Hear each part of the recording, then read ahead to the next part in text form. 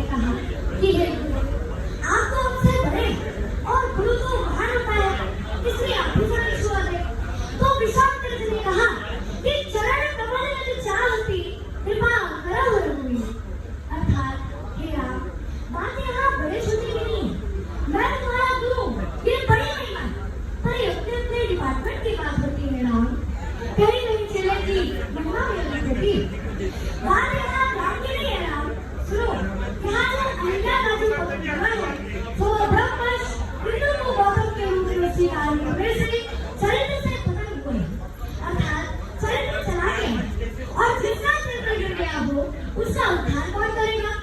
उसका उद्धार वही करेगा जो चरित्र से पवित्र हो, अर्थात जो चरित्र से कभी अगला हो, और एकमात्र चरित्रवान को केवल तू ही होगा और कोई नहीं। क्यों? जब मन में विकार आ जाता है परम ज्ञान वैराग्य के बल पर संभल जाते हैं, पर तुमको ऐसे होना कि मोह में माटी से प्रतीक होने के लिए जागृति कौन कहे चेसक के ऊपर लाल रहेंगे। ऐसा गुण चरित्र तो केवल श्री राम का है, इसलिए हे राम, तुम अपने चरण से ऋषि नारी अहिल्या का उद्धार करो। अब प्रश्न है कि आखिर सनातन धर्म है क्या? सनातन धर्म हमारा एक ऐसा धर्म है जिसका अर्थ होता है शाश्वत या सदा अमर रहने वाला, यानी जिसका न कोई आदि है और न ही कोई अंत है। हरि अनंत हरि कथा अनंता, कहो ईश्वर रहेगा वही सुख संता। और ईशावास्योपनिषद में यह स्पष्ट लिखा है कि अपाणि पादो जगदोग्रहीता पश्यन्ति चक्षु सशृणोति नरं सवेति वेद्यं न च तस्यास्ति वेत्ता तमाहुरग्रं पुरुषं महारथम्। अर्थात स अपाणि पाद ग्रहीता तथा जमना, अर्थात वह परमात्मा बिना हाथ पैर के होकर भी समस्त वस्तुओं को ग्रहण करता है, और च चक्षु पश्यति च कर्णा शृणोति, अर्थात वह परमात्मा बिना आँख के भी सब कुछ देखता है और बिना कान के भी सब कुछ सुनता है।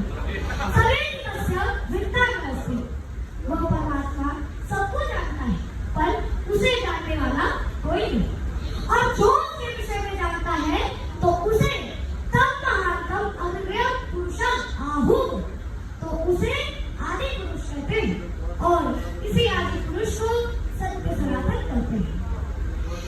इस धरती पर अनेक युगांतर से ऋषि महर्षियों का समागम रहा है, और वाल्मीकि रामायण में यह स्पष्ट लिखा है, और ये ब्रह्मा का भी उद्घोष है कि आप प्रतिष्ठा शक्ति गिरियः सरितस्य महीतले तां ब्रह्माणि कथा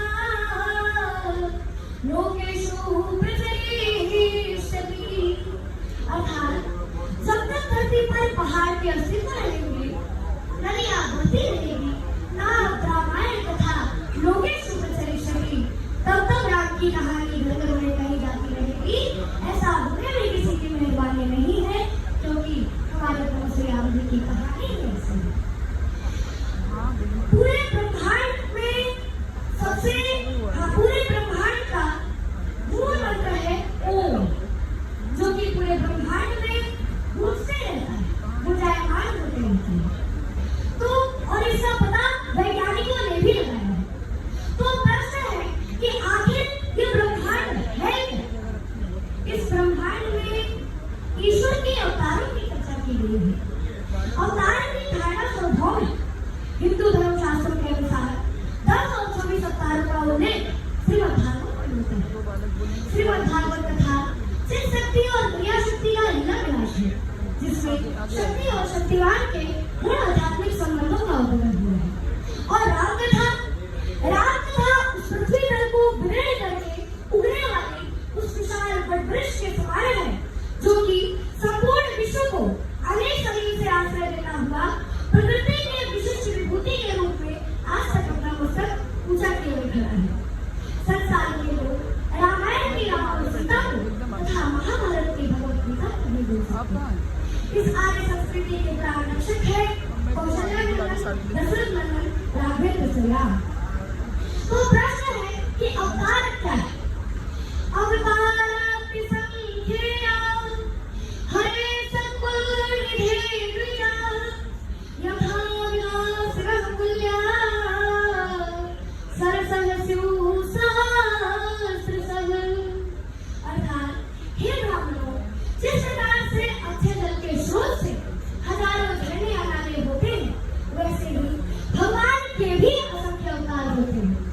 जब धर्म पर अंधेरा छा जाता है, तब उस अंधेरे को दूर करने के लिए परमात्मा का दिव्य प्रकाश होता है और इसी दिव्य प्रकाश को अवतार कहते हैं। और इसी तथ्य को बाबा गोस्वामी तुलसीदास जी ने इसी तथ्य को बाबा गोस्वामी तुलसीदास जी ने लिखा है कि नाना भांति राम अवतार और रामायण सत कोटि अपारा। तो अब प्रश्न है कि श्रीमद् भागवत और श्रीमद् भगवत गीता क्या है? श्रीमद् भागवत का अर्थ होता है कि श्री का अर्थ होता है श्री आदि आदि शक्ति स्वरूपा, श्री आदिरानी, श्री महाकाली, महासरस्वती, महालक्ष्मी, महागौरी आदि आदि शक्तियों की ओर संकेत करता है। और मन का अर्थ होता है मस्ती, क्योंकि भगवान श्री कृष्ण ने प्रेमावतार में जो लीला की थी, उस लीला की शक्ति को मस्ती का संकेत दिया जाता है। और भागवत का अर्थ है कि भागवत से भागवत पाप सब कैसे गतिर निहार और कैसे ब्रह्म में मिल गयो और कैसे करनी सुना। और श्री कैसे करनी सुना। और श्रीमद् भगवत गीता का अर्थ होता है कि गीता सुगीता कर अभ्यास कि मन में शास्त्र विस्तर है। गीता सुगीता करने योग्य है। और महाभारत में जो 18 जो युद्ध चले थे, उसी युद्ध को श्रीमद् भगवत गीता कहा जाता है, उसी युद्ध को श्री कृष्ण का गीता ज्ञान कहा जाता है। तो आइए अब प्रस्तुत है श्री कृष्ण का गीता ज्ञान, श्री कृष्ण का संदेश और गीता का ज्ञान। जब भगवान श्री कृष्ण कौरवों के पास गए तो उन्होंने कौरवों से कहा कि जब आधा राज्य नहीं दे सकते तो केवल 5 लाख ही पांडवों को दे दीजिए। तो देखो केवल 5 लाख रख लो अपनी धरती में, हम उन्हें खुशी से खाएंगे, बरकत से हम खाएंगे। भगवान ने दुर्योधन से कहा कि हम उसे भी पांडव को मरा लेंगे और भीषण विपक्ष से तुम्हें बचा लेंगे। पर होना क्या था? जब राष्ट्र उस पर जाता है, पहले विवेक कर जाता है। दुर्योधन ने भगवान को बहुत अपमानित किया और बोला कि अरे चाँद वाले, अपने पांडवों के पास सागर के कहना कि मैं बिना युद्ध के एक सुई की नोक तक की जगह नहीं ले सकता। तब भगवान श्री कृष्ण कौरवों के पास गए, पांडवों के पास गए और उन्होंने पांडवों से कहा कि अब तुम्हारे लिए केवल युद्ध से रहने आने पांडव, अब युद्ध की तैयारी करो। अब यहाँ से पंक्तियां शुरू होती, दोनों तरफ से सेनाओं की कतार लगी हुई है। अब आप कहूँगा श्री आशीर्वाद और कतार में मिले। अब मैं पंक्तियां शुरू करता हूँ।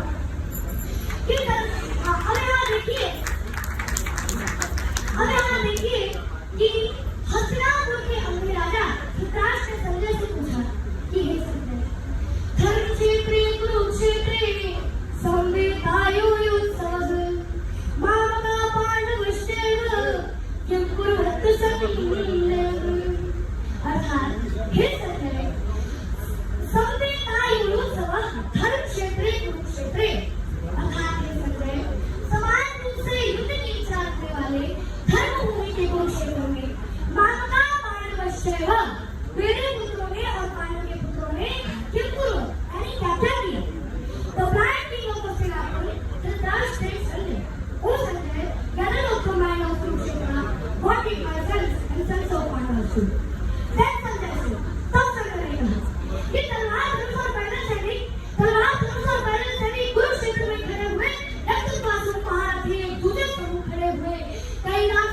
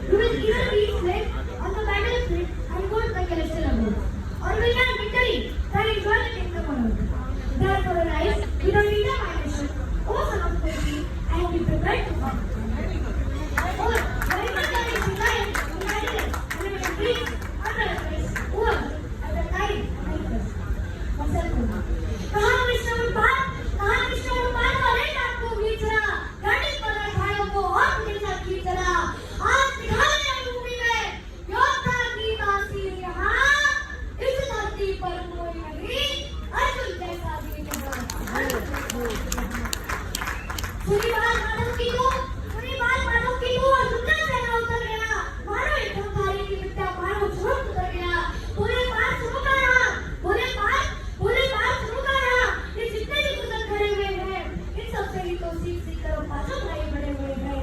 इधर खड़े बाबा विश्राम को बहुत खिलाया है, गुरु द्रोण ने अनुष्ठान का सारा ज्ञान सिखाया है। सभी भाई को प्यार बनाई, कितनी बात तो हमारी है, लेकिन कभी नहीं पूरी छोटी थी बड़ी माता गांधारी ने।